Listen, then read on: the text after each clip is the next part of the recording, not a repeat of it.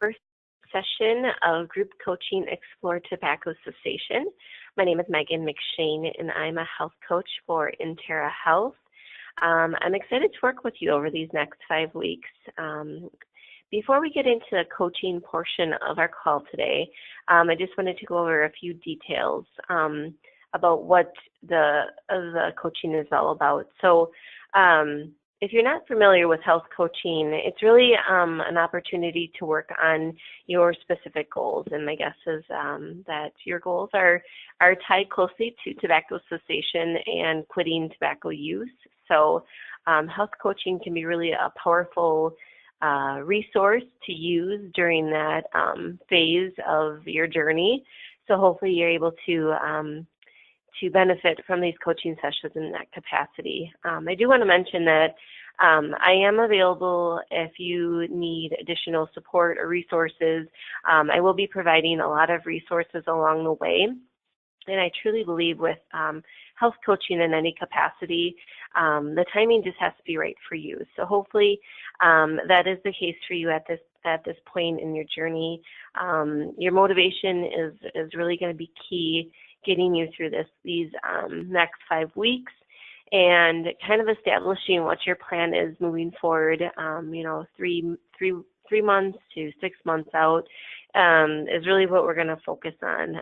If you're at that place of wanting to quit, that's kind of the time frame that these sessions are best utilized. Now, I do want to say that I am recording these sessions. All the participants are confidential, so everybody who is in attendance can't see other people.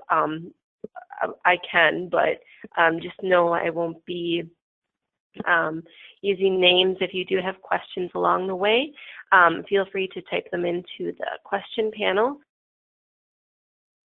And if you don't, that's fine. You can feel free to email me or call me if you do need to. Otherwise, going through these 5 sessions will benefit you in becoming tobacco-free. And I will notify the employer that you did go through these tobacco cessation sessions, so you are able to have that discounted rate on your tobacco surcharge as well. So kind of a few different benefits. Whatever your motivation is, hopefully one of those will help you along the way as well. So each call will be about 15 to 20 minutes.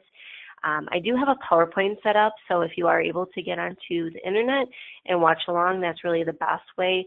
If you are only able to dial in, no problem, but just know that it is best to have the PowerPoint slides in front of you, so I will try to send them out prior to our sessions. I apologize I didn't do that this time around, but at least you can have them to follow along with if you're not able to log in during the session.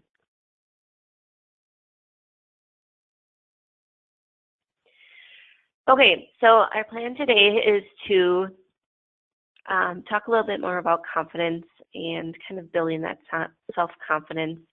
We'll go over how to create a quit plan and finding the plan that's right for you. We'll talk about readiness to quit and kind of seeing where you are at in that process. As I mentioned, the timing really has to be kind of at that right place for you. And then we'll talk a little bit more about some additional resources that I will be sending your way via email after this session.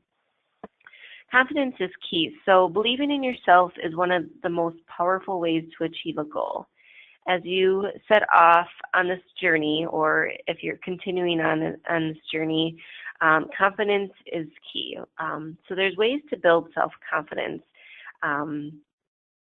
And one of the biggest things is kind of talking to people who have already quit successfly, maybe friends or family or coworkers, and really tapping into them and seeing what ways that they quit and what their perspective is on different quit methods, and maybe you'll even learn something new from them that you don't already know.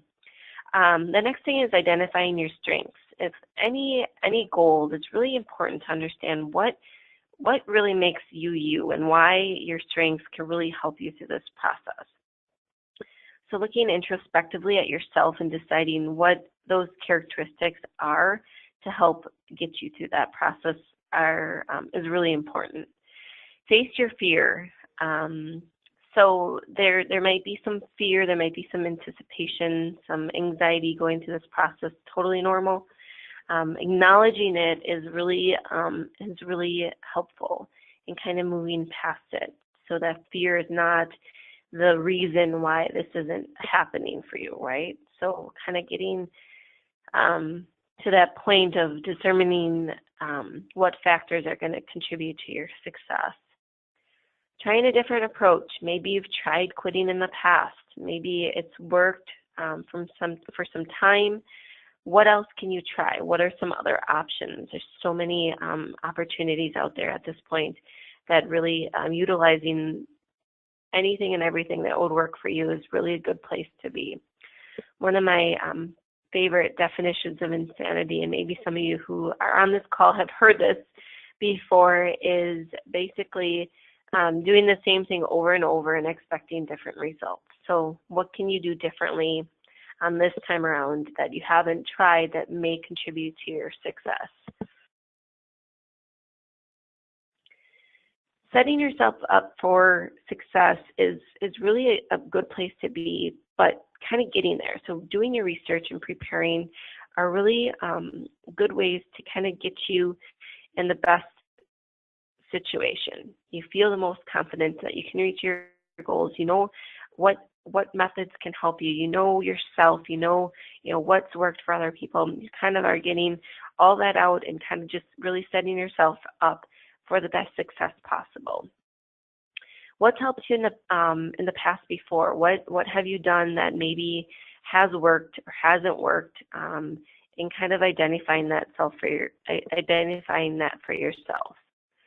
And also positive self-talk. As you go through this process, really keeping that positivity and kind of keeping those mental pep talks going in your head is really a good place to be. If you're constantly, down on yourself or determined to kind of just be angry at yourself, it's really not a good place to be. And trying to turn that around is really the best opportunity to help yourself through this.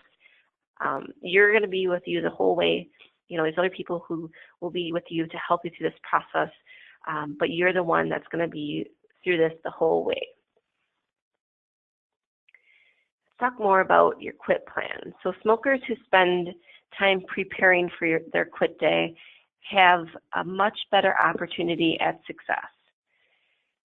When you ask yourself the question, why do I smoke? There's really three main influences that lead us to tobacco addiction. There's the physical addiction to the nicotine, the mental habits, and then the social influences.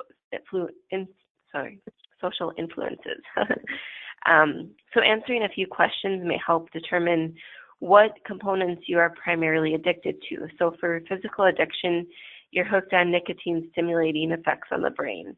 If you feel you are predominantly physically addicted to nicotine, you might benefit most from nicotine replacement therapy or quit medication, along with like a behavioral or lifestyle change plan.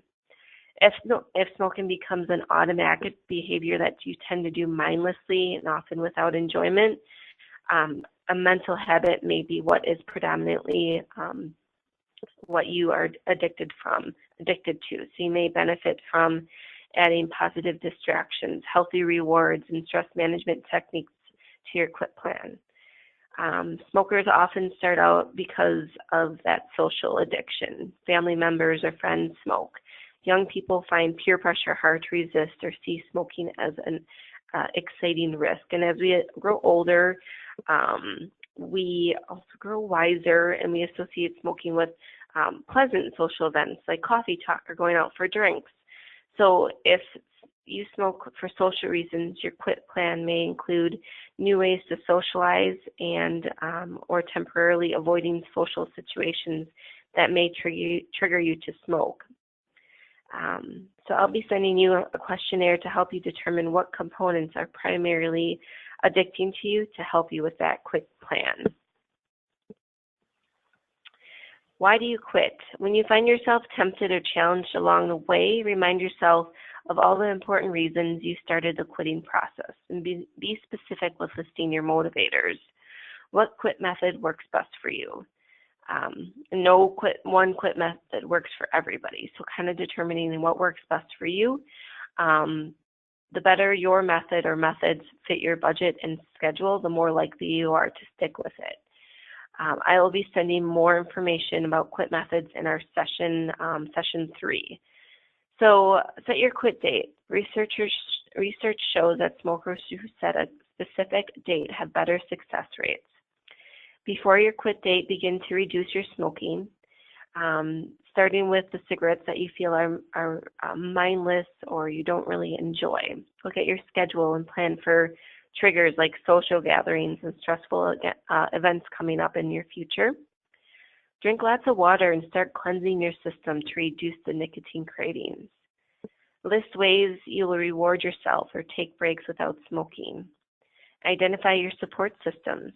What family members, friends, coworkers, or even online communities can help you with your decision to quit smoking. And then clean areas where you normally smoke, if it's the garage or the back porch or the front porch, or, clean those out and just kind of have a fresh start. All right, so these are a few questions that can kind of really gauge your readiness to smoke. I'll send this out to you so you don't have to look through it right now, but this really helps kind of determine where you are and at your journey. Just answer yes or no. And then I'll be sending additional resources to kind of, once again, gauge where you're at and kind of give you a little bit more information as far as how to help best get you in that place to start quitting.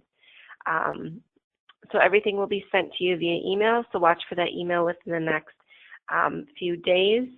And then before next time, start thinking about your quit plan and your quit date. And then please review the additional resources. Once again, I think you'll find these very beneficial to get you going in the right direction. Our next session, we're going to talk a little bit more about getting ready to quit. So once again, I'll send out all the information in this PowerPoint presentation, and we'll talk next week, Tuesday. Thanks, guys. Have a great day.